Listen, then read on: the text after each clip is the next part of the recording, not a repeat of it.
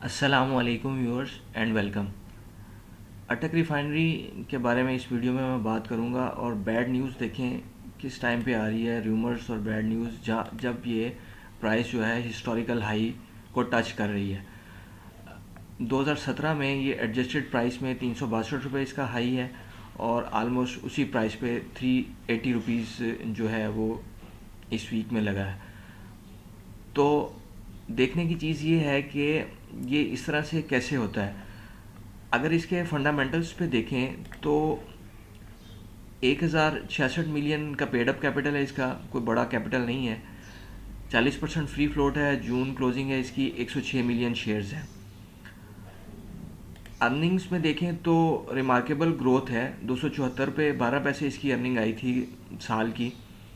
और उसके बाद जो क्वार्टर की 2023 की क्वार्टर की फर्स्ट क्वार्टर 2024 के फर्स्ट क्वार्टर के जो रिजल्ट्स हैं वो भी 107 रुपये 53 पैसे अर्निंग है। इनकी इन्वेंट्री गेन और इन्वेंट्री लॉस होता है, जिस वजह से ये 19, 20 और 21 में देखें वहाँ पे इनकी सेल्स भी कुछ मुतासिर थी, लेकिन लॉसेस भी थे।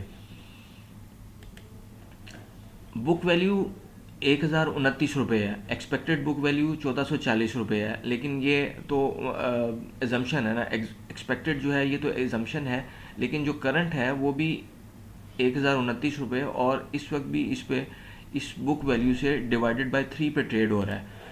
अच्छा, ग्राफ में देखें तो ये डबल बॉटम की सूरत हाल है। ये मंथली ग्राफ है, ये 19-20 में इसमें डबल बॉटम बना था। अगर इसे वीकली और डेली कर लेंगे तो ये ज़्यादा नुमाया हो जाएगा।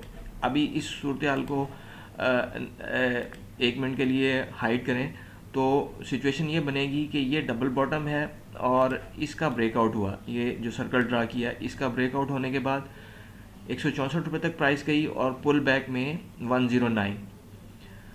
तो उसका टारगेट तो हो गया अचीव, इस डबल बॉटम का टारगेट अचीव हो गया, जो कि तकरीबन 200 रुपीज़ से अबव बनता था, प्राइस उससे भी ऊपर चली गई। अच्छा, उसके बाद जो है इस डबल बॉटम को ख़त्म करें तो उसके बाद जो है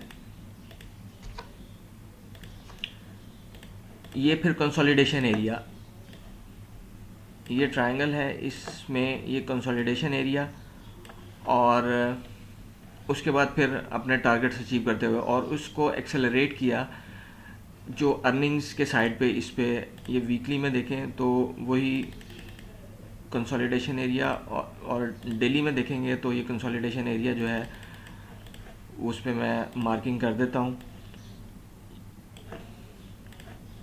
ये कंसोलिडेशन एरिया। और उसके बाद ब्रेकआउट के बाद प्राइस एक्सेलरेट करते हुए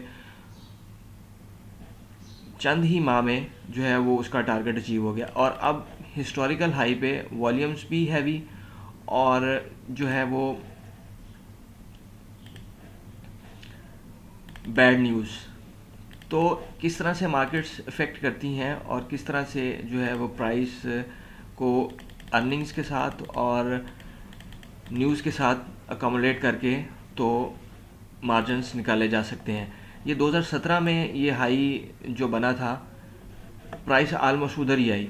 यानी अगर किसी के पास 2017 में भी टॉप की भी ख़रीदारी थी तो उसकी भी प्राइस आ गई है, लेकिन दरमियान में प्राइस इन्फ्लेशन, उस वक्त डॉलर 100 रुपीज़ के करीब था, उस हिसाब से तो वो बहुत लॉस में रहा। और ये है कि अगर टाइमली इन और आउट हुआ जाए तो मार्केट्स जो है वो अच्छा खासा प्रॉफिट देती हैं। अच्छा, नॉन एडजस्टेड ग्राफ में तो ये इसका हाई जो है वो 413 रुपये बन रहा है। उसके बाद इसने जो 3 दफ़ा डिविडेंड दिया, एक दफ़ा 6 रुपये दिया, एक दफ़ा 10 रुपये दिया और एक दफ़ा 12 रुपये 50 पैसे, इनको एडजस्ट करके तो फिर प्राइस जो है वो ये एडजस्टेड प्राइस में उधर ही प्राइस आ जाती है।